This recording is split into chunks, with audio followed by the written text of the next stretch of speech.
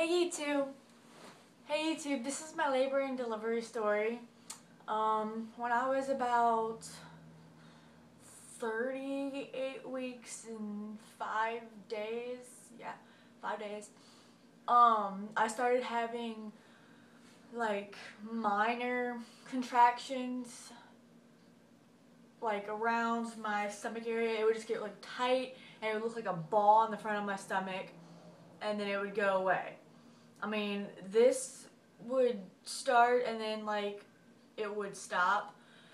Like 2 hours later it would be gone. But on the 6th, when I was 38 weeks and 6 days, it started getting a little bit worse. It started coming every 5 minutes and it wouldn't stop. And then on the 7th, when I was 28 weeks and 7 days, it was like really painful. And when I was 39 weeks and 1 day, it was just coming and coming and coming. And my dad, would just keep, telling me, okay, just time them, and we'll see what happens. And it was just getting to the point where I was just like, oh my God. And on 39 weeks and 1 day, I went to sleep. I hung out with Mason, and he was telling me, you're probably going to go into labor tomorrow. You're probably going to go into labor tomorrow. So I just thought he was just going to, I was going to go to his graduation, and it was horrible because at 2 o'clock, these pains just woke my ass up. Hurt like a mofo, I'm telling you.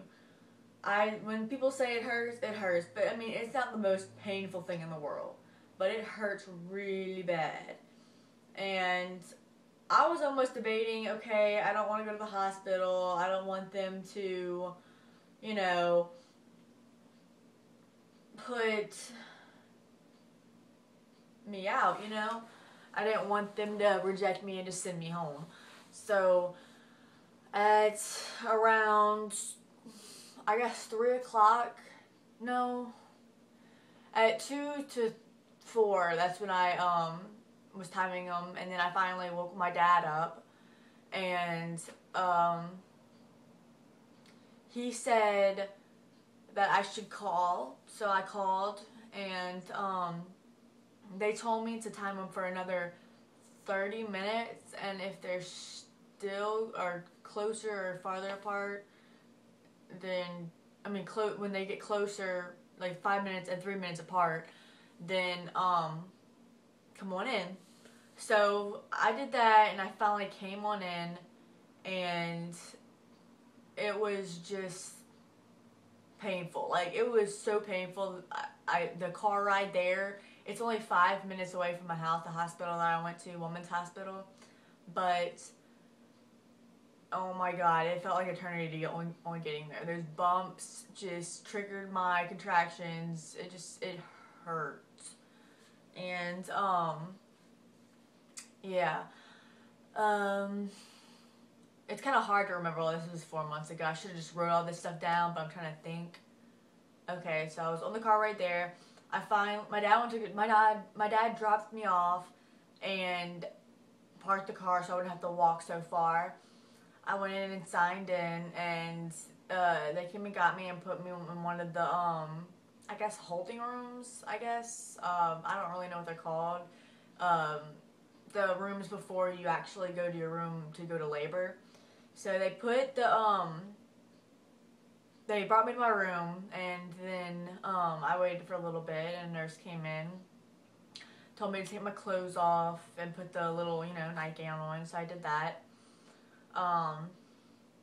She came back about maybe 10 minutes later and, put one of those contraction machines on, and I guess the heartbeat machines too. And, I remember Jada's heartbeat being 155, which was really good.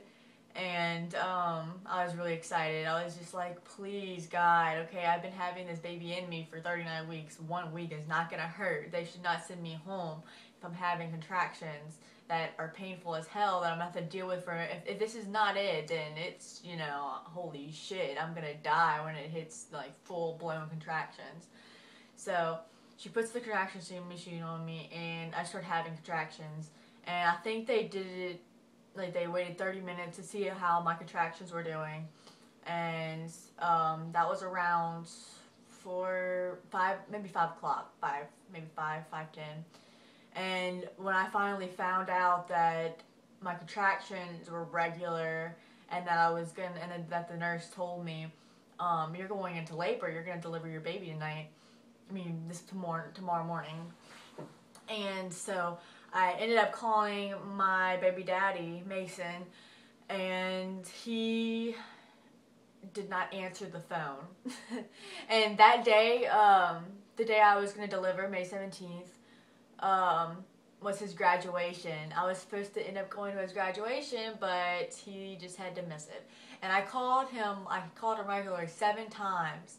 And his mom woke his ass up, and he called me, and he rushed to the hospital. So, that being said, wait, how many minutes is on this? 8. Okay, I'm blind as a motherfucker.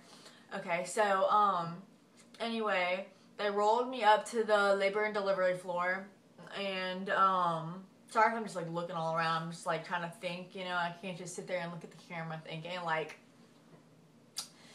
yeah, so, yeah, rolled me up to the labor and delivery floor. This was, I think, about maybe 6 o'clock then.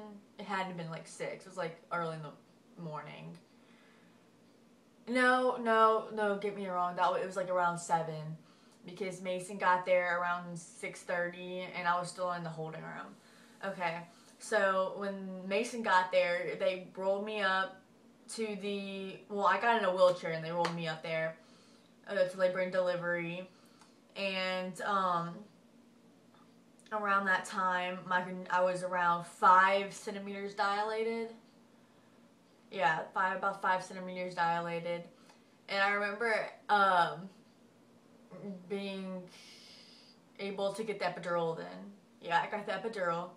And I was so nervous about getting the epidural. I was like freaking out. I had to hold the doctor's arms, and it didn't hurt one bit. Like, it was the least pain of all of everything that I was dealing with right then. And then I remember them putting my IV in around maybe 7:30, 8, I guess. And after that, I just started freaking out. Okay, I'm delivering my baby. My baby is coming out, my private parts, and it's like, I'm scared. The baby is like gonna be like that big, and I'm like that big. And I was just freaking out. Mason was trying to calm me down, which was really helpful because he's not the type of person that does that ever. So I was kind of like, it made me feel good. And so, anyway, okay, I'm like mumbling on. So anyway, I was at they put my IV in, and they checked me about 30 minutes later, so I guess 8:30-ish. I guess maybe 8:30. Yeah, probably 8:30. And I wasn't going anywhere. I was staying at 5 centimeters. So they gave me Pitocin and to regulate my, contractions, make them go faster. Okay. Look out for part 2.